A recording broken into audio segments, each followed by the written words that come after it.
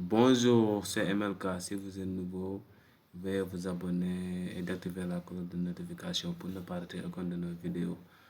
Donc, dans la vidéo précédente, nous avons vu ensemble comment créer un compte Overleaf. Maintenant, nous allons essayer, je vais essayer de vous expliquer l'interface Overleaf. Donc, ici, je suis dans mon compte Overleaf. Maintenant, je vais vous présenter l'interface comme ici, par exemple, l'aide. Si vous avez besoin de l'aide, vous pouvez cliquer ici, ça vous amène cette fenêtre. Donc, vous pouvez vous documenter ici ou bien contacter les propriétaires ou bien pourquoi utiliser la tech pour mieux comprendre pourquoi on utilise la tech. Donc là-bas, c'est bon.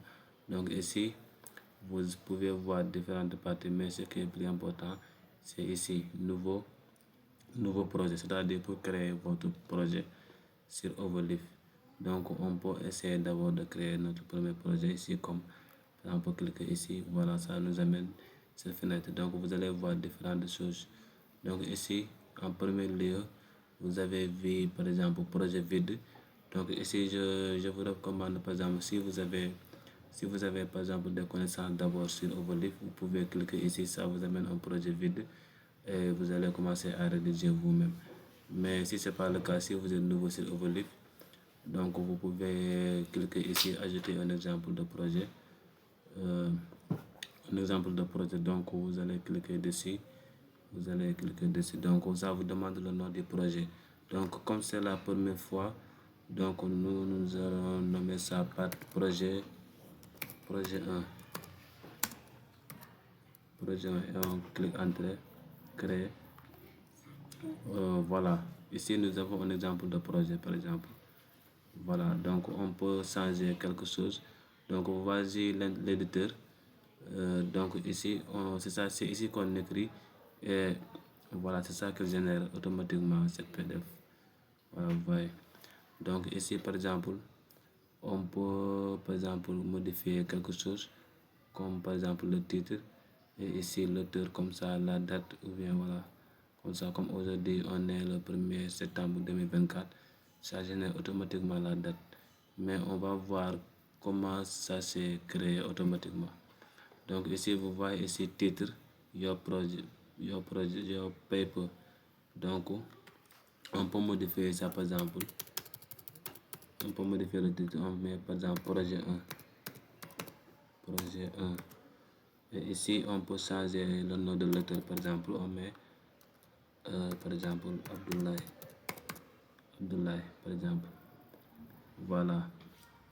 Donc si on veut créer par exemple notre document, par exemple si on est débutant et on veut créer un document, donc on peut modifier beaucoup de choses ici.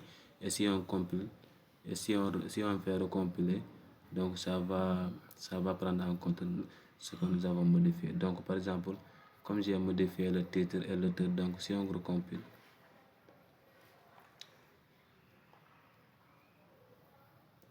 ça prend quelques instants.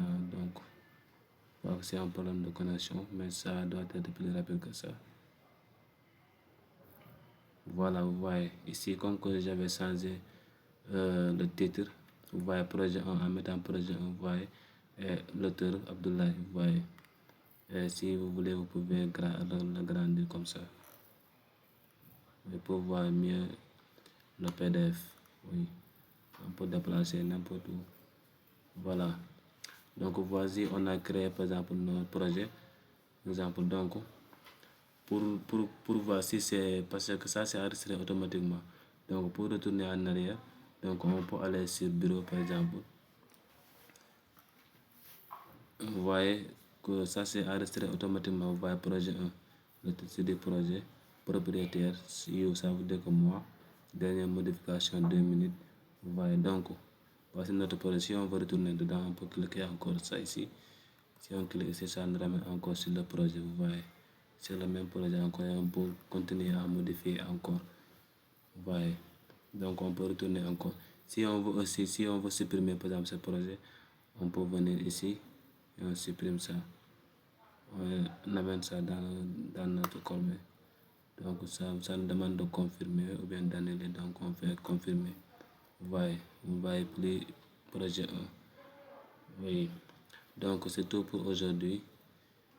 J'espère que ça vous plaît. Si c'est le cas, donc veuillez liker et partager. Et si vous avez des questions, veuillez les poser en commentaire. Ça va nous aider de faire plus de vidéos. Merci, à la prochaine fois.